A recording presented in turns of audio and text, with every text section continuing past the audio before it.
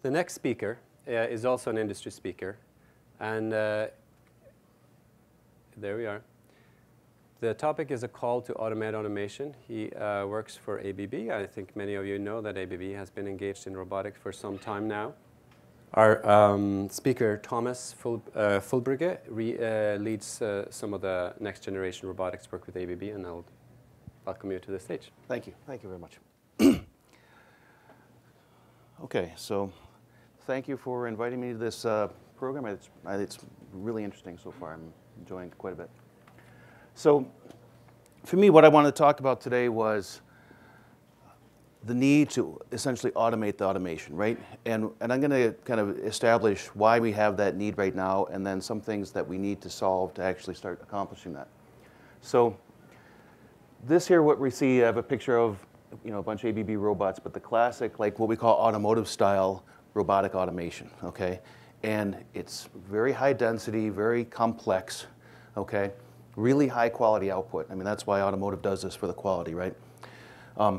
But other things is that it's got like a 8-year line lifetime. That's what we designed for. It's an 8-year lifetime for those robots on that line. In a plant like a body and white plant, where you make the car shell like this is, there'll be about 600 robots and very few people. People are just there to take care of issues, right? They're not there to actually synchronously do stuff for the production. But it's expensive, but the ROI for them is great because it's a long lifetime and they produce a lot of cars. And the focus for them lately, the past 5-10 years, is to be able to run a lot of models through. So this particular line can run like 8 different cars through that line. And then currently, we do some collaborative robotic automation, and the Yumi is our kind of ABB example of that, right? It's an inherently safe robot, very light, people-sized, people-speed. But on the other hand, it's quite lightly engineered, with the cells that you do with it. You're still looking for a high-quality output. Not as much cost there. It's much less expensive. Generally, the line lifetime is short, okay? What you're doing is something that is a pretty short time frame. It's not that complex. You have a lot of people usually involved. It's a collaborative thing. Not so many robots. But what you can see coming is that, the future collaborative automation will be taking things like this DioNet factory, the install that we have in Eindhoven. And here, just a picture I got from the web, is the Moto X Factory in Fort Worth, Texas, right? They have the costs where they need to automate, but they're not doing it currently, right? So what you can see, there's a strong need for a lot of robots. And you can imagine, especially in like the larger small part assembly factories, they're doing consumer products like Foxconn and those kind of people, right? Where they have tens of thousands of employees building stuff in the same plant, that there's going to be need for thousands of collaborative robots within the same plant, okay? And it needs to be much more high density automation. But and one more thing, what's going to push this automation? There's some really, really strong demographic and some economic factors going on.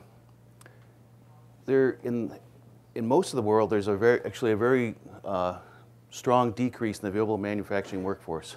One of the interesting things here is this graph that I got from the China Daily, showing the expectation that between basically now and 2050, so over the next 20 years, China's going to lose 200 million people out of their workforce.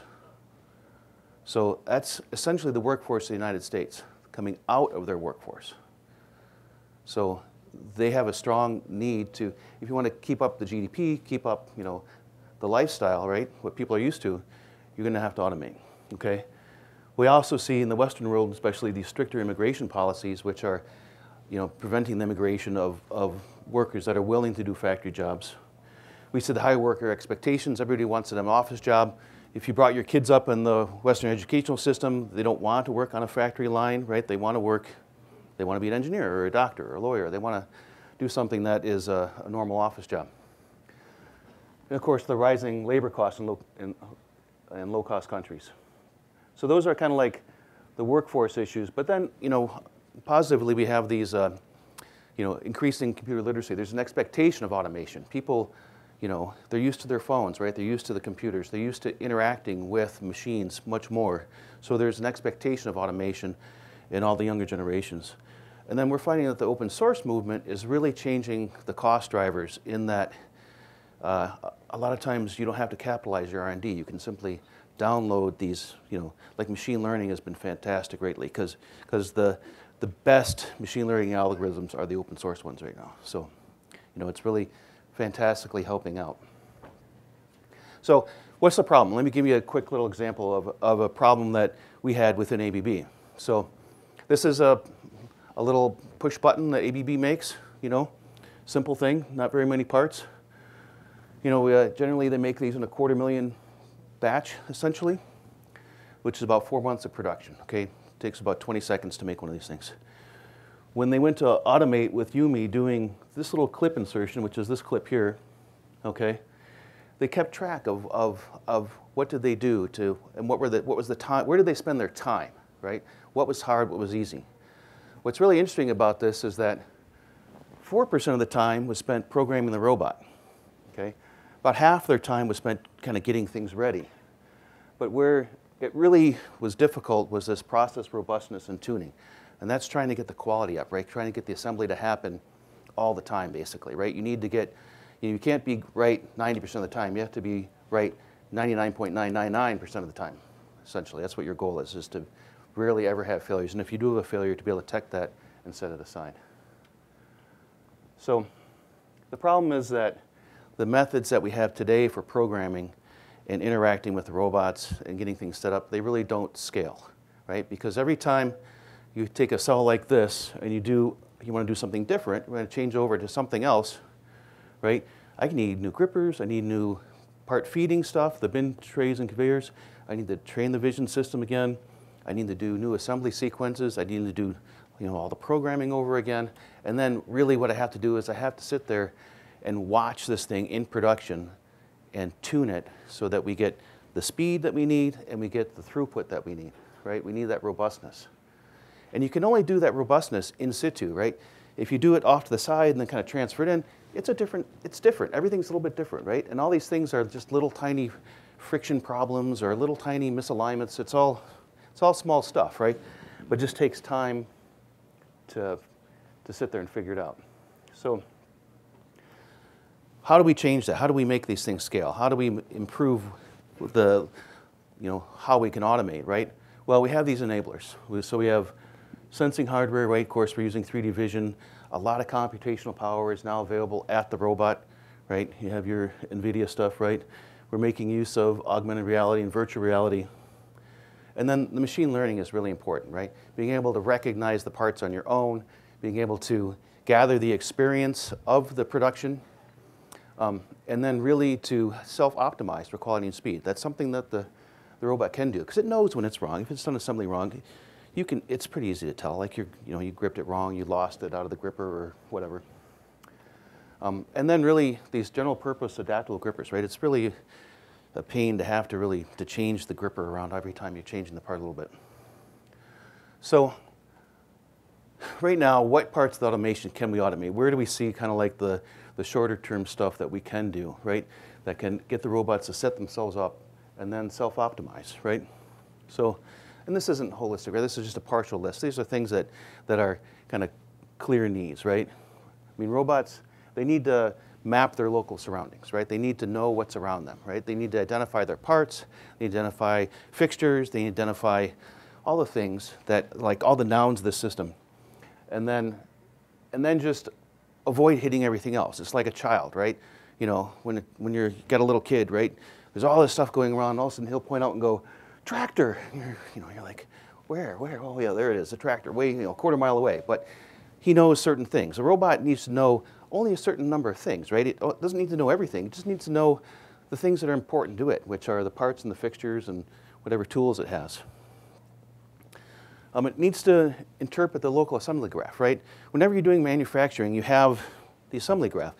Part A and B go on carrier C, right? That's that's like the classic thing. You're putting two parts in another part. It's part of the planning for doing a line, right? It's available to the robot. It could figure out what the program is, the sequence of events within its own cell, just by giving it the assembly graph. You know, that's a really approachable thing. Figuring out how to pick parts and assemble them. So basically, I got these parts, and whether in bins or they're in trays or they're coming on some sort of feeder.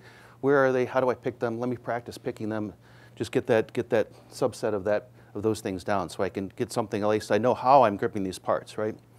And then once I figured out how to grip them, okay, how do I assemble them? And that last inch of motion is really always the tough part, right?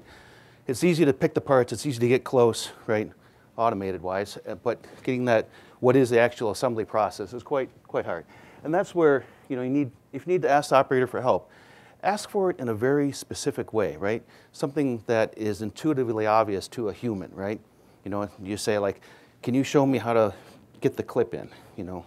Because it's just that, you know, the robot may not be able to figure out where does it actually go. It knows that these two need to go close together, but how do I actually get that last inch of motion is often the critical thing that a person can provide, and may only take like 10 minutes to do, rather than spending, you know, days with the robot getting everything else set up. And then clearly, like I said before, self-optimizing for robustness and speed, right? Practice. When people are doing these operations, you know, often they're not very fast, right? When they start this thing out, you explain to somebody, they start doing it, and you'll see that, you know, first day they're really focusing, and then within 2 weeks they're doing the assembly process, and they're looking around having detailed conversations about other topics with people not even close to them while they're doing this process really quickly in a high quality way. People learn and they, you know, convert it into their muscle memory, right? But they self-optimize for robustness and speed. The robots need to do that too. And then share and use the experience, right? So the robot should be able to say to, you know, somewhere in the cloud, hey, has anybody put this part together before? Has this been done? You know, does anybody recognize this or have these parts? What are they? You know, or here's my experience on how this part goes together. I need some way to organize that and store that somewhere so that other robots can make that available or have that available to them. And that's it, right? That's, you know, the goal, right? Automate the automation. So what I talked about was, you know, we do a lot of automation now. We have collaborative robots coming where there's going to be a lot more, you know, numbers of robots in a tighter area working together with people. But you know, what I said is that the way we do it traditionally now, it just doesn't scale up to large populations of robots. So we need to figure out how do we enable the robots to do more of the things on their own. That's it. Thank you.